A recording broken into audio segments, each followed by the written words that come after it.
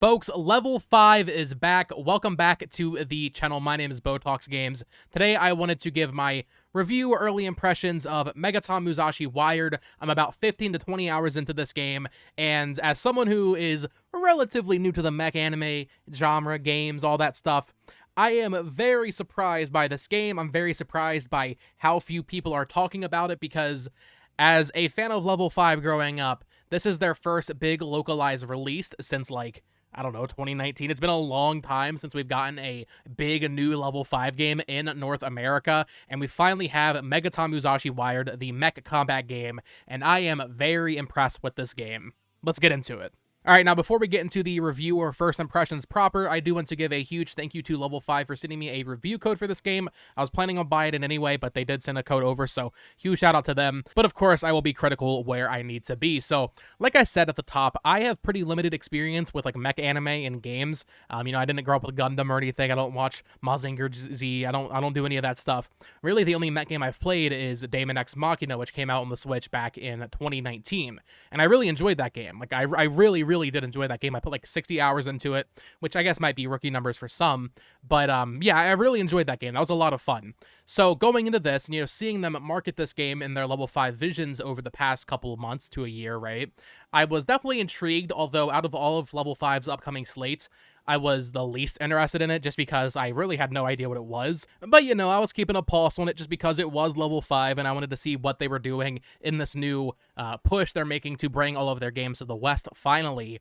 And I just have to say, like, I'm very surprised by how much this game has to offer. There is so much content to the point that this might be a negative for some people. Like, there is so much content, it's overwhelming. The amount of customization for your mechs, or your rogues as they call them in this game, the amount of modes, the amount of missions, side missions, challenge missions, there's PvP, the story has way more depth than I expected from a Level 5 game. If you're a fan of mech combat games, I don't think this game will be for everybody, but if you are a fan of games like this, I think for $50, this is honestly a steal. So a little bit of history here. Megaton Musashi was announced all the way back in 2016, I believe, with a release slated for 2017, but like no platforms were announced, I don't think. But Level 5 always likes to do these like big multimedia projects, like Yokai Watch had an anime. I think Snack World had an anime too. So they always try to do this. Professor Layton had a movie, I think. But the game didn't end up releasing in Japan until late 2021. Which is way later than 2016. Megaton Musashi Wired is an enhanced version of that game with even more content that brings the franchise to the West for the very first time. And I will say, huge disappointment here as a physical collector. This game is digital only, but it's available on Switch, PlayStation, and PC. First things first, story. I was surprised by how this game has very heavy visual novel elements, kind of like 13 Sentinels, Aegis of Rim, if you've seen that game. You're controlling this character, Yamato Ichidaji, I think I'm saying his name right, and he's like 2.5D sections running around the city, talking to NPCs, picking up quests, going to shops, picking up items on the ground, that kind of thing.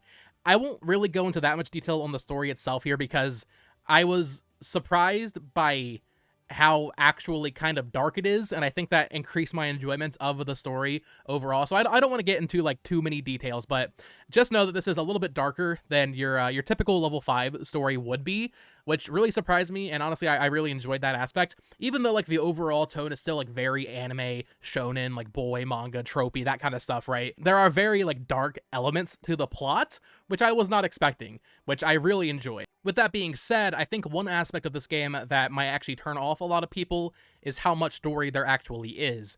I was really shocked by how little combat I was engaging in the opening hours of this game. And this issue kind of persists throughout the game, but eventually you start unlocking side missions and stuff, so you can kind of play it at your own pace and do the story when you want to. But those opening few hours, I mean, you are watching cutscenes and talking to NPCs for 30 minutes to an hour at a time before you're actually playing the mech combat game again. So it's definitely one of those things where either you get invested in the story and you're, very happy that there's a lot of story here and there's a lot of really fun characters and has that Level 5 charm, or you don't like the story. And I mean, I guess you can just skip the cutscenes, honestly, because there are just so freaking many of them. I've still been watching through them all, but there are times where it's like, man, I wanna go smack some giant mechs with a sword. But yeah, there's a ton of story in this game. I believe they brought in some cutscenes from the anime, because there are times where, certain moments where it is just animated like an anime would be. So I think those are just straight up from the original anime, which is pretty cool. As somebody who's never seen that anime, I assume it's just telling the story of that main story in the anime, which I'm fine with that. That's cool. But yeah, just go into this knowing that there is a lot of story and a lot of text and a lot of reading. It does not have an English dub, so you'll be reading through a lot of text in this game if you decide to really engross yourself in the story. But the gameplay is king here, and that is what I want to talk about in all of the different customization and modes, because it's a mech combat game. That's what you're going to be really focused on in a game like this. So the missions are broken up into pretty basic structures. Usually it's just you going through a pretty linear area. You'll get a stop point where it's like, okay, kill these 5 enemies, and then you move on to the next area. There'll be a boss enemy at the end, that kind of thing. But the game just feels really good to control, and trying out different rogues and their different melee weapons and ranged weapons, it just feels very fun. And this is one of those games, kind of like Daemon X Machina, where you're going to grind. You are going to grind missions over and over for parts, rare drops. There's different rarities for the parts that you can get from finishing missions. And, I'd imagine if you're a fan of mech games like this, that is something that will appeal to you. I can once again imagine, though, that if you don't want to play a game like this, if you don't want to grind for that really good left arm piece for your Musashi rogue mech or whatever, right? That might be off-putting, but when you have co-op online missions, like just grinding with friends, that is so much fun. That was one of the main things I loved about Daemon X Machina, is just replaying missions over and over, getting that time down really quickly, and optimizing your combat experience, your mech, to being the best mech it can be. There are all types of different rogues in this game, so you have pretty balanced mechs that are, more melee focused. You have mechs that are more range attack focused. You have crossover mechs like Mazinger Z, which I'm not going to pretend like I know what Mazinger Z is, but I know that is not a thing from this game, but it is in this game, as well as some other crossovers as well, which is really cool to kind of have integrated into the story. And as someone who's like relatively new to this entire genre, just seeing some of these designs is so cool. There's this one I really liked called Arthur, who was a centaur. That's freaking awesome, and he has a sword, obviously. There's something just so appealing. Recently, I got like kaiju. Like I recently really got into like the Godzilla movies. I'd never watched those growing up. There's just something so badass about a giant centaur robot with a sword. I don't know. But yeah, there are a ton of different rogues. They all have different stats. You can increase those stats. You can swap their body parts out. Like, the amount of customization in this game is honestly, once again, kind of overwhelming, because when you finish a mission, you're getting like 30 rewards. And it's like, what am I doing with all these, If you're early on in the game, it is really overwhelming just how many pieces of equipment you're getting that you can mess around with in your workshop. But it's a lot of fun just experimenting and kind of making your mech look good if you want to do that, or making it just really powerful. They do have some really nice options just for like recommending a setup. If you don't want to spend a ton of time in the menu, you can just press the plus button and you can choose balanced or like a melee focused or range focused, that kind of thing, which I really appreciate. Sometimes if you're doing story, you just want to, get to the next thing a little bit faster. You don't want to spend too much time just, really optimizing what your mech looks like and how much power it has. You can just do a recommended thing, which is nice at times, but also, of course, you want to make your mech look as cool as possible. That's half the appeal of this game. But yeah, the customization is great. You can change the colors. You can change like how metallic it is, as you would expect in games like these. And there's a huge skill tree. There's a huge skill tree. In fact, this might be like the biggest skill tree I've ever seen in a video game. I'm showing it on screen right now. It's gigantic. And yeah, like I mentioned at the top, there's just a ton of different types of ways to engage with this game. So you have your story missions, you have your replay missions, which is like redoing the story missions. You have treasure missions, you have challenge missions, you have side missions.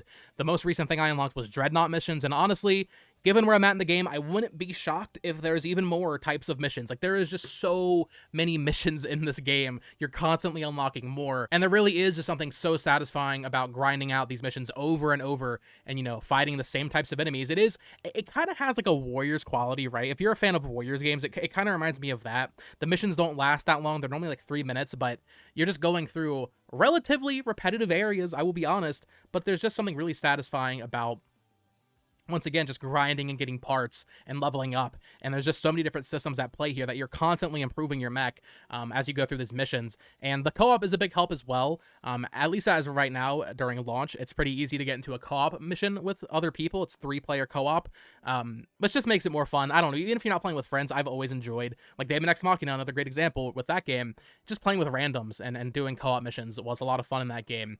And then Once you get to a certain point, you unlock different difficulties for all of those different types of modes, which just adds even more replay value. The value proposition here, if you want to really spend a lot of time with this game and do all of the achievements, of which there's like, I don't know an actual number, but I'll put it up on screen. You're scrolling for a while on this achievement list. If you want to do everything in this game and see everything it has to offer, you're going to be putting a lot of time into it. Back to the combat though, while it is, very satisfying, and once you're unlocking certain abilities and you're learning certain combos and how different, things can kind of connect, and you'll be doing, more damage during your attacks, right? It is pretty easy, at least for the story. When you're playing through the story, I guess it's a level 5 game. Level 5 is generally targeted towards kids. The game is pretty easy when you're just doing that stuff. It's not until you kind of finish the first section of the main story, you unlock those separate difficulties, you're doing co-op missions, and you're doing them on the hard or dreadnought difficulty, that it actually starts to get really challenging. Of course, assuming you are upgrading your mecha while you play through the story, I guess you could kind of handicap yourself and kind of stay low level, but playing through the story, you're hitting and killing enemies in like 2 or 3 hits, and that was a little too easy in my opinion, but that's fine because, the story is kind of just a tutorial in a lot of ways. Like, you're really trying to just get through to that point where, I mean, not to discredit the story is really cool, but you're really getting to that point where you're just grinding online, doing missions with friends or even with randoms. And then there's also the PvP, which I'll admit I don't have too much experience with yet. I've only played a couple matches, but it's 3v3 deathmatch, basically. It kind of reminded me of Kid Icarus Uprising a little bit, where you have the bar at the top, and it's just based on how many kills the one side will win, and that, bar will overflow with that color. Kind of like Kid Icarus Uprising, although there's no angels that pop up in this one. But that's pretty cool. I was having a little bit of trouble finding matches on that, which I don't think is a great sign considering the game just came out. But this game is crossplay with Switch, PlayStation, and PC, which is always a great thing to see. I will say, and this is not like part of the game itself, but I do want to talk about this. Level 5 has done a horrible job marketing this game. I have not seen anybody talking about it. I have not seen any reviews for it. I have not seen any marketing for it at all, basically. In fact, up until like a week ago, I didn't even know it was coming out because they had said it was releasing in April, I think last year, but they didn't ever really follow up on that. Like, it just kind of came out, and I feel like it's gonna pass by, and that's really sad. I checked Steam charts. The peak, as of when I checked it yesterday, was like 650 people. That's really bad. I don't know why Level 5 doesn't seem to know how to market stuff. It's really unfortunate because this is a very high quality mech game, a genre we don't really get that much of. So to see it kind of coming and going just sucks to see, because there is so much content here. If you like mech stuff, I mean, it's so high quality. It is that Level 5 charm, and it's why I'm happy, although this isn't a genre I typically interact with, I'm happy to play it, and I'm really enjoying it, but I'm just happy that Level 5 is back. Like, this is the first major game Level 5 has released in their new Renaissance period, we'll call it. And I don't like how it's just kind of coming out and then that's it, and then they're not marketing it, and it's being very quiet. I hope that Fantasy Life, I mean, I would assume that game will do very much better because it's been in multiple Nintendo Directs, but Megaton Musashi Wired really just kind of came out to no fanfare at all, which is unfortunate because the story is really cool, the gameplay is really fun, the gameplay loop is very fun, there's a ton of content. I just hope they get a little bit better at marketing their future projects. Now, there is something else I want to talk about because I know this, this peeves a lot of people. I personally don't really care. My thought is I'm just not going to spend the money. However, I believe there was a mobile game or something for Megaton Musashi, and I think this version like brought content from that or something, but this game does have a little bit of a mobile stank to it, where there are daily login bonuses. There is a battle pass, which you can pay for. Also, there's like a free tier, like in Fortnite or something. Although, normally, I'll be honest, normally I'm okay with engaging in stuff like that. Like, I'll buy a battle pass. Like, I think I bought the Exo Primal battle pass when I played that game because I was really enjoying it, and I just wanted to, just experience more of the game and get more cosmetics and stuff while I was playing the game. I was like, okay, you can take my $8 or whatever. But in this case, because you're getting so much stuff from every single mission that you do, I'm already overwhelmed by the amount of content in the base game that even as someone who typically will interact with, microtransactions like that, I just feel no need because there is so much content in this game. So there's the daily login bonuses, which is fine. There's the battle pass, which you can pay for. Also, there's the free tiers. But then there's also stuff in the store, like cosmetics, different rogues, and different V navigators. So you'll have like a little navigator talking to you in combat. those are like $7.50 for some reason. You can pay $7.50 to have Jibanyan from Yokai Watch whispering in your ear. That seems really overpriced, but like I said, my opinion is just don't interact with it. It is unfortunate that it's in the game at all, or at the very least, that stuff should be free, if nothing else. Or maybe they should have made the game free to play if that's what they really wanted to do. I don't know, but I just wanted to include that here for the people so they know that, yeah, there is some I'm not going to say scummy, but there is some nasty mobile stank on this game a little bit. But you don't really need to engage with it. It's not like they're shoving it down your throat every time you turn on the game. Well, except for the daily logins, but, you know, the battle pass isn't popping up on the screen, whether you wanted it to or not. Like, that's pretty buried in the menus. You have to look for it to find it, which I'm kind of makes me okay with it. But I know some people really don't like that kind of stuff in their primarily single-player games, although it depends on how you engage with this. If you do PvP, which has, like, its own ranked, and then there's like different parts you need to get to for the Coliseum mode, which is what they call PvP, where, like, you need to get a Coliseum part to actually use it in the PvP. The point I'm trying to stress with this review, I'm enjoying this game. There is so much freaking content, though. As someone who likes to play a lot of games, it's a little too much, frankly, for someone like me.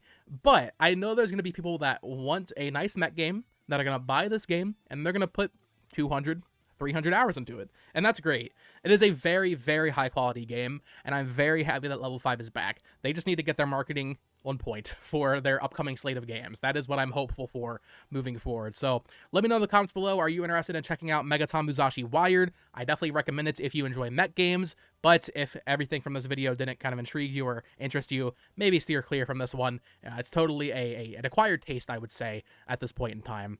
But yeah, give me your thoughts in the comments below, and if you have picked it up, let me know how you're enjoying the game so far. Of course, subscribe here for more Nintendo Switch reviews, news, coverage, all of that stuff. I would appreciate it. Follow me on Twitter at BoTalksGames. And until next time, folks, peace.